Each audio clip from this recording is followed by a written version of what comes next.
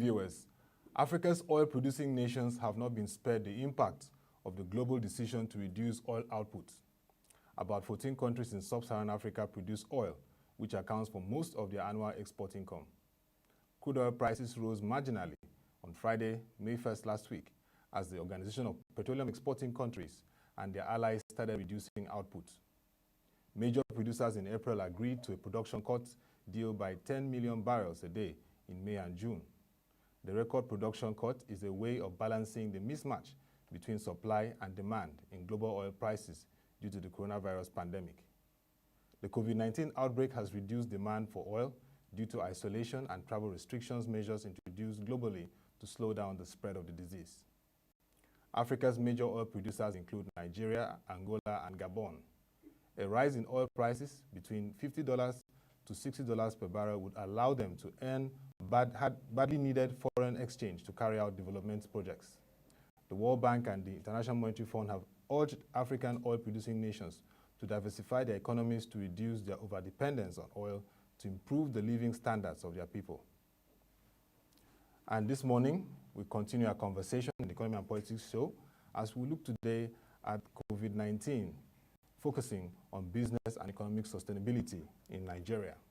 With me to lead this conversation is Mr. Yuli Jemide, lead partner, Detail Commercial Solicitors. Good morning, sir. Good morning. Yeah. Good morning.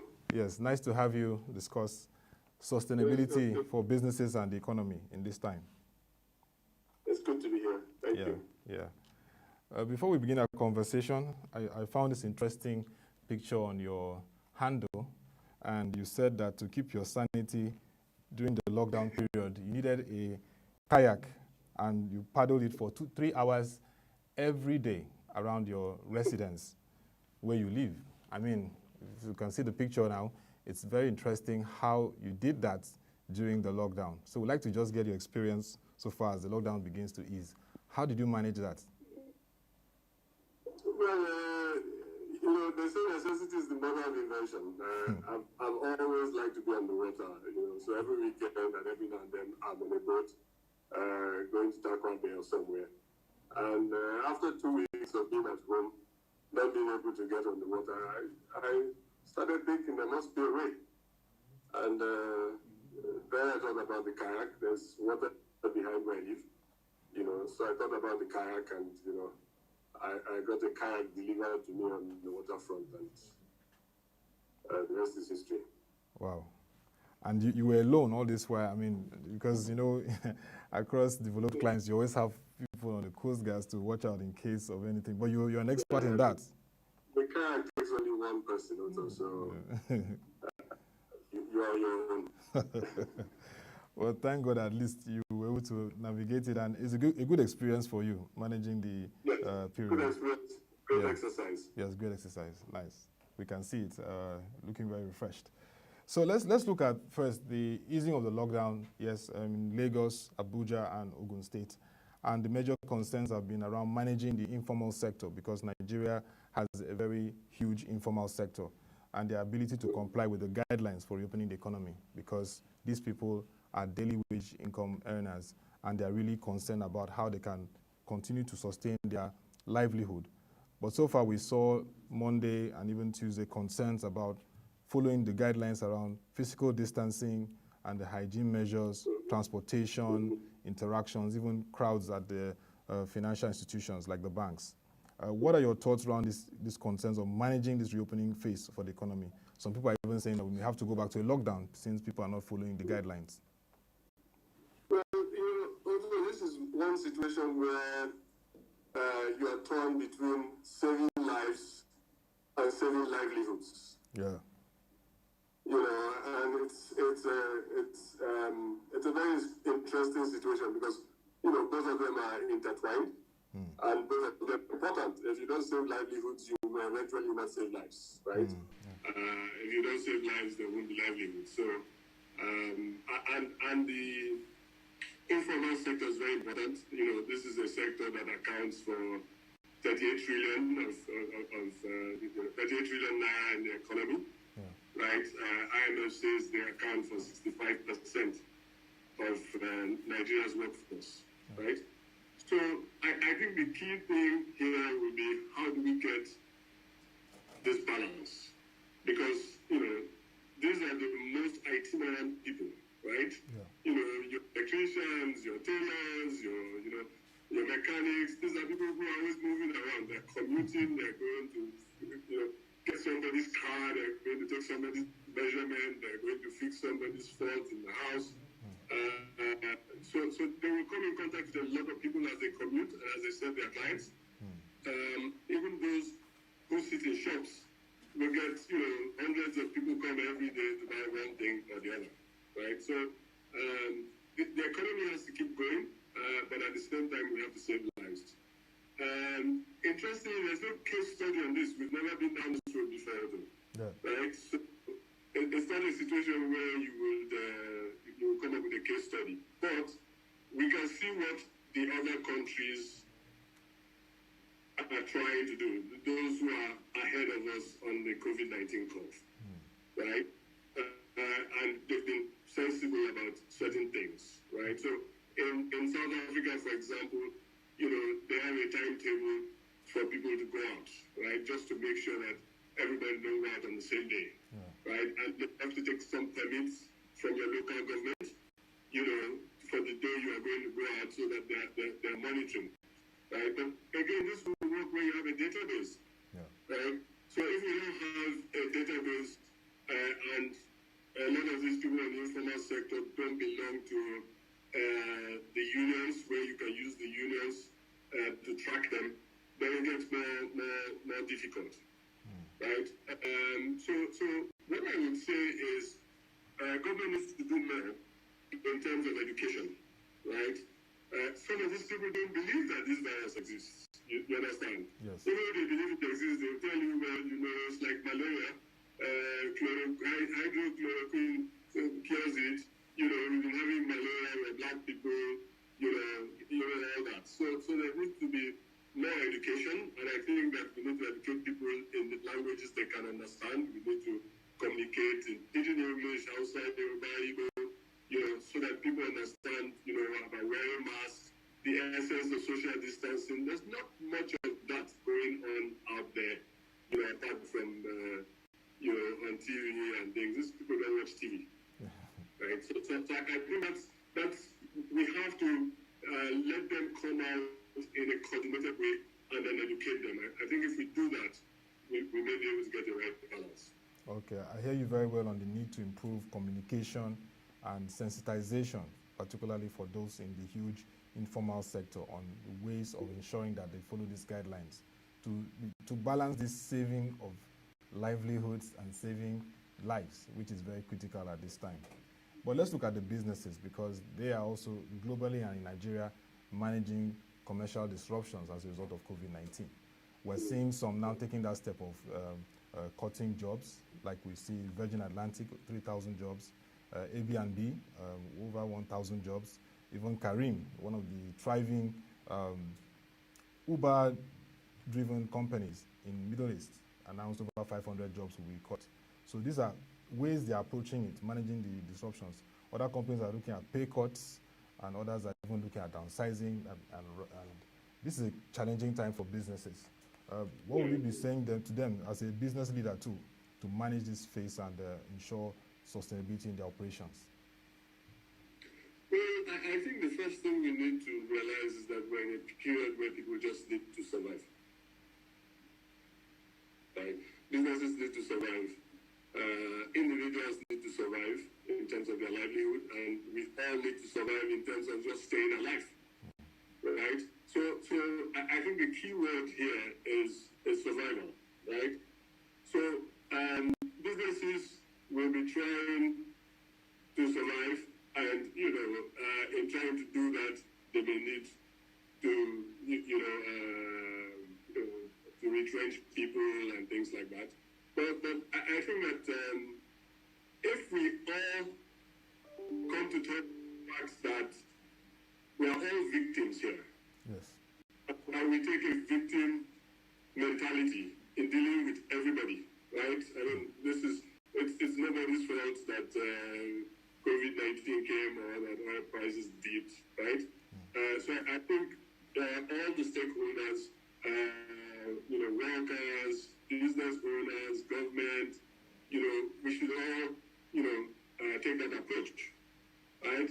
Which means that people should be open to things that they didn't plan for, as long as we can all survive, right? Yeah. Staff should be open, to taking pay cuts, right, for a period, if that is what will make the business survive. And employers too should look at, creative ways of making sure that they keep their staff in this period, because this is something that it's going to be here for a while. Yeah. By the time it's over, you start hiring new staff. You train them. It will still cost you money. Yes. Right. Yeah. So there has to be creative levels, both from staff, from employers, from vendors and contractors. When the first major period, where people are going to tell you, sorry, you gave me money, but I have to be open to giving people time extensions. Banks need to be open to giving people interest waivers. Right? We just all need to come together and be open with each other as victims concerned, and find a way of just finding a middle way, right? If government, for example, would say to employers that, in this period, you can defer your pension obligations, what that will do to the wage bill at the end of every month. Yeah. Things like that. And then staff will say, okay, this is a tough period, cut some of our allowances and all that. To come to work every day, right? For those who can work remotely, you don't need to come to work every day. It cuts your commuting bill, right? It also, if the office shuts down a few days and you work remotely, for those who run generators and buy diesel, it reduces your costs. So I think this is a time where give and take is very, very important, right? But that said, we should look on the bright side. It's also a time when we should be very opportunistic, because a lot of new businesses will grow out of this. So people sitting at home will then decide that, that IT outsourcing they've been meaning to do, this is the time to do it, right? IT outsourcing accounts for 20% of the service sector in India, right? And it's people working from their homes, right? So that this will be a good time. The delivery business will make a lot of money at this point in time. People don't want to move around, right? So we will have more what they call staycations as opposed to vacations, where over the next couple of years, people will decide that I don't want to go to the UK on a holiday. The COVID numbers are too high there, right? So it could boost our tourism industry in the sense that people will decide to go to Obudu Ranch or something, right? So some things will come out of it, right? Including the educational sector. Some people will begin to look at their budgets and say, well, I can't afford to send my kids to school in the UK at this time, right? So I think we'll be fine. I think that the average Nigerian, particularly the middle class, we always live above our means. That's the truth. So somewhere along the line, when things like this happen, there are always adjustments that people are able to make. Yeah. And it has to be like in a win-win situation between employers, employees, and business strategies. Should have everyone's interest at heart. Okay, well noted. Now let's look at like the national interest and the concerns. The National Bureau of Statistics released its report this week, published on ProShare, about the poverty rate. Now it's 40.1%, showing that 82.9 million Nigerians are poor. And that this is coming at a time of a pandemic which is adversely affecting our economy. We've seen the oil prices down. We read in this morning report about the World Bank and IMF advising Nigeria and Gabon oil producers to aggressively diversify from crude oil dependence. And you see, when you say diversify, we're looking at revenue because the economy is already diversified, but we need to begin to look at diversifying our revenue dependence on crude oil. There are limited policy options at this time for our government. They have rolled out palliatives.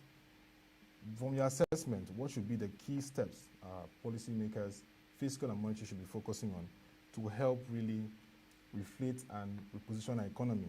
Because we are facing a situation of challenges for companies, unemployment, and then we're seeing poverty rates going high. We want to avert a social crisis, Mr. Ilujamide. So what would you be saying to them at this time? I think the first thing we need to know, we've been talking about diversification for decades, right? Yes. For as long as I can remember, from when I started reading newspapers, this word diversification has always been something you read in newspapers, diversifying the economy. And I think that this is a great opportunity. And I think that a lot of times when we say that government should, diversify the economy, we fail to realize that the private sector should be leading that effort, right? Yeah. Because when we talk about diversification of the economy, we're really talking about oil. And oil is government money, right? Yes. It goes to the government coffers, right? It contributes 10% to the GDP, right? Yes. But if the private sector grows other aspects of the economy, it will still go back to government by way of taxes. Yes. Right? Yes. Which is a form of diversification because it's all about income and expenditure. Yes. Right? So if some sectors are doing so well that they are posting greater taxes to government, right? It's diversification. Yeah. Right? So I think that from a government standpoint, if we begin to talk about this diversification we've been talking about, that's a long shot, right? Because like I said to you, we've been talking about this for decades, right? But let me tell you this, some things will naturally play out that will lead to this diversification, right? So today, your agri sector accounts for about 22% of your GDP, right? Now, take a census, call around, Otto. You will find out that a lot of people in this period have started planting things in their backyards. We have in my household, right? We started thinking of what we can plant. And that's just at a small scale. So you will see a lot of people go back into the agri sector, right? Either as a business or for subsistence, right? So I see over the next few years, over the next 1 year, you will see, mark my words, that the agri sector will contribute more to the economy, right? And if government can track taxes out of that, that will be good. And in this period, technology is moving forward. You will see a lot of new businesses come out, in that regard. And interestingly, ICT is about the third or fourth contributor to our GDP, right? At about 10.8%. Yes. Right. So, diversification will just begin to happen organically, right? But it's left for us to track it and see, how it begins to happen. That said, I would like to say that the federal government giving cash to people is something we should stop. It's not sustainable, right? It's not sustainable. You can do it for 1 month, 2 months, 3 months, but you can't do it forever, right? Go back to what I said about agriculture. If you give people seedlings as opposed to cash, it's a better way to go. Give people inputs, right? Give people inputs. Encourage people to start, small fish farms, right? And give them, the inputs, not necessarily cash, right? I think that's what we need to do in this period. If we're able to grow our food basket as Nigeria, you will bring down the prices of food, and you will cushion inflation, right? And you will deal with poverty. The basic thing about poverty, the first step about poverty is food, before shelter and other things, right? So, and that's a low-hanging fruit. We have all that it takes to just go back and plant. Very important. I mean, you've talked about the fact of diversification. I was saying that we've talked about it for over 2 decades, but it's time to really diversify our revenue base because the economy is already diversified. And I agree with you that agriculture can play a very key role and ICT as technology. But let's also look at the states. I know that your company, you've done several projects with states, and this period will be challenging for them. Income, internally generated revenue, paying salaries, managing their subnational economies, and even going on with real-time infrastructure projects that should have impact on the citizens. I mean, the Delta State governor was in an interview over the weekend saying that there will be challenges in terms of the revenue. Crude oil price is down, and Delta is among the top earners. So the obligations to meet up with infrastructure projects, they will have to review it. So based on your experience and interaction, how will this impact states, and how do you think they can really begin to rally investments, particularly to private capital? Okay, so first and foremost, like I said, this is a time for survival, right? Yeah. And it's only the citizens that should be thinking survival. States should just be thinking about how they will survive, right? And I think that if you listen to what the government is saying, they're doing quite a bit to try and cushion the effect of states, right? Yeah. Some of the loans they are giving them to pay salaries and all that, they're deferring the deductions in this period, just to help them cushion. But the states themselves too need to see themselves as an economic entity, right? And they need to take wise decisions. I mean, I'm glad you mentioned infrastructure projects, right? So infrastructure projects, some of them need to be deferred. Some of them need to be put on hold, right? You need to decide what your priorities are, which would be, to make sure that your staff salaries are paid, to make sure that healthcare is funded, and a few other priorities, right? Some of those roads that you want to fix, they can't be fixed for donkey years. It won't kill us if you don't fix them for the next 18 months or 2 years. You understand what I mean? Yeah. Right? But that said, you would realize that Lagos State, for example, houses maybe up to 10 to 15, maybe 30% of Nigeria's population. Yeah. Because I always say that Lagos State is probably 30 to 40 million people if you count the people that come in every day to work and go back to Abeokuta. Okay. Right? Okay. You put all those together. Lagos doesn't really need FAC. If you look at the statistics, right? They don't depend on federal allocations, right? So if a state like Lagos, that doesn't depend on federal allocations, houses that number of people, then it's not as bad, as we may think, right? But Lagos in the report from the National Bureau of Statistics, in terms of poverty, is the least, 4.50%. But looking at a state like Sokoto, which is the state with the highest poverty rate of about 87%. So for states like that in the Northwest, who are in the high poverty index, they really need to think out of the box how to manage the situation and even help citizens cushion the effect of this pandemic on their livelihood. Subsistence. Sokoto is very valuable. In terms of agriculture, there are a lot of things they can do, right?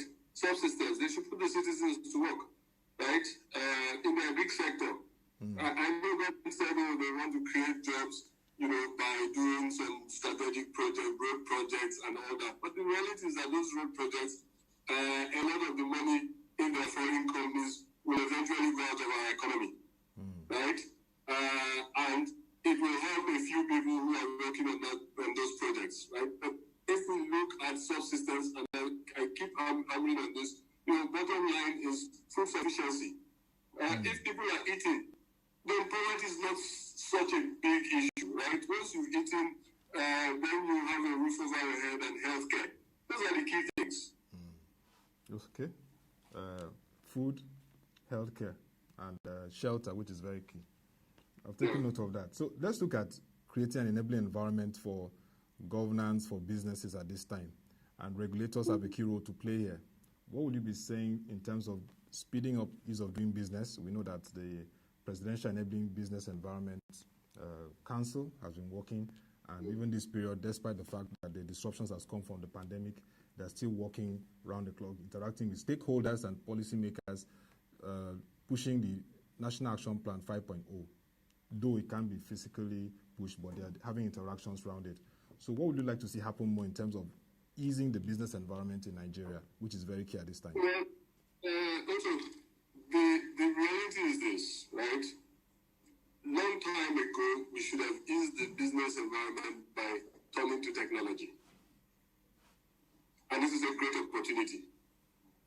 And I'll tell you why I say so, right? So, in a country like Dubai, majority of what you do with government, you don't see anybody.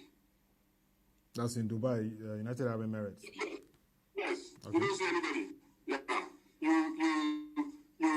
You send in your application for anything online, you track it, you get your permits online, you don't need to see anybody. And people are tracking how long it takes for you to get a permit, because it's all online, it's transparent, right? I don't need to go to anybody's office to say, how about my file? Yeah. And then somebody will ask me, okay, you didn't drop anything yesterday, that's why your file didn't move, right? Yeah. So,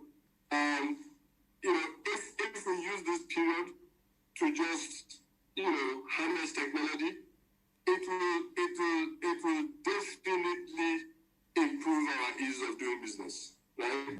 I mean, Nigeria is one place where you can get on a plane from Lagos to Abuja to see a regulator for a 10-minute meeting. Because they just believe that they can call you and say, come tomorrow morning at 10 a.m. Right? Yes. So all that needs to stop. Don't call me again. Let's get on Skype.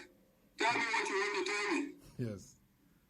Right? A new way. There are people who travel, and Nigerians do this a lot. They go to London for a meeting, have the meeting, come back that night. They fly Virgin, then come back BA. Right? And sometimes you wonder, now we begin to reassess those things. We begin to ask ourselves, was there any need for those travels? Right? We haven't traveled for 2 months, 3 months. What has happened? Nobody has died from not traveling. Yeah. Right? So I think we need to harness technology a bit more. In Kenya, for example, all the land registry business is digitized. You sit in your house, you can file anything you want to file online, your mortgages, your whatever, right? So if we head in that direction, it will make a lot of difference. Wow. I mean, Kenya's experience is remarkable. Land registry is one thing that, if digitized, can really transform our economy in terms of land, real estate, the agro sector you're talking about, which will diversify revenue for us. We already have the first virtual judgment in Lagos State. Yes, yesterday. Yeah, we saw that. Yes, I saw it. If they told you 2 years ago that the judge will give the I would not. I would. Right? Yeah. So we need to borrow relief from events like that. Yes. And judges are the most conservative people. Of course, very conservative. On Zoom, then regulators should be willing to have meetings on Zoom. Yeah, adjust to the times and the reality. Yes. Yeah. Yeah. And so, looking at the outlook in terms of business, even for you in the solicitor space, what should we be looking at going forward? I mean, post-COVID-19. It's not going to be a walk in the park, but it's not as bad as people like to paint it, right? We've seen those times in this country. I mean, crude oil has gone up, crude oil has gone down, and like I said earlier,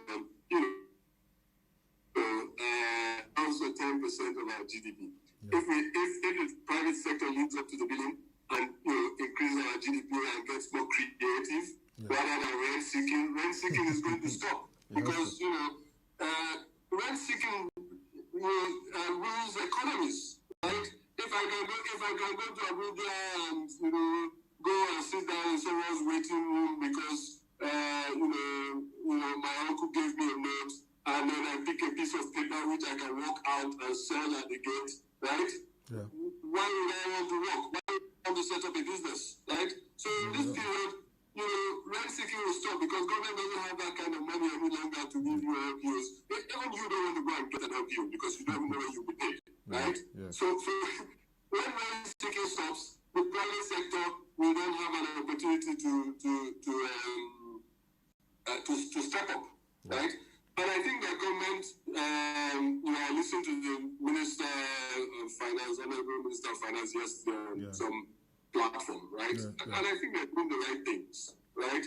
I mean, what we need to do and what all businesses are doing, and government is a business, right, is to expedite income, and delay outgoings, right? Yeah. And just do the right things. It's not rocket science. So we see a situation where government has said, they will delay some non-critical projects, right? So that they don't put money out there. The new debt they are negotiating, they're negotiating it on softer terms, including moratoriums. They're accelerating some projects to create jobs. Getting 150 million USD from the sovereign wealth fund to cushion. They're pushing the levers here and there to just make sure that they do the right things. And then most importantly, they've reduced the budget, right? So, we've been telling them, private sector has been saying, your budgets are too high, 6 trillion, 7 trillion, 8 trillion, but, organically, we can see that, they're reducing the budgets, they're resizing the oil benchmark. So they'll do the right things. There's not people, they'll do the right things. As public sector, we need to do our own bit as private sector. And the last thing I will say to let people know that it's not as bad. When we talk about debt service, it's a continuum. Right? Yes. So when people say Nigeria owes, X trillion, it doesn't mean that we have to pay that amount today or tomorrow or next year or even the year before. Look at your Eurobonds. Right? They are well spaced out. So what you need to do is service the coupons and then raise my debt to take out the principal, when they become due. So it's not as bad. It's not as bad. And just to give you some indication, if you look at in February, government raised money, and COVID had started in February. COVID started in December, right? Yes. If the government raised money, your Naira bonds that they auctioned, it was 250% oversubscribed. Right? So government is still a credible borrower, and any country in the world will borrow themselves out of this maze, right? And Nigeria will not be any different. Wow. Well, time to reset our economy, time to really get our priorities right. Thank you very much, Mr. Yuli Jemide, a notable Nigerian commercial corporate lawyer and lead partner of Detail Commercial Solicitors. Thank you for discussing with us around COVID-19, business and economic sustainability. Indeed, we have to reset our economy. Thank you very much for your time. Thank you very much. Yes, and that was the conversation on COVID-19, looking at business and economic sustainability in Nigeria, and we had Mr. Yuli Jemide, the lead partner of Detail Commercial Solicitors, discussing around those issues. We'll continue our conversation by 10 a.m. on Market Review, but for the meantime, you can go to our website, www.proshareng.com, to get our news, market, and reports that we have today. Also, this period of COVID-19, we give you incisive analysis and data on the impact of COVID-19 pandemic on our country. Log on to www.proshareng.com/COVID-19, and you'll see all our trackers showing you the developments that we have at the moment. Join us by 10 a.m. Thank you for watching. Have a nice day and stay safe.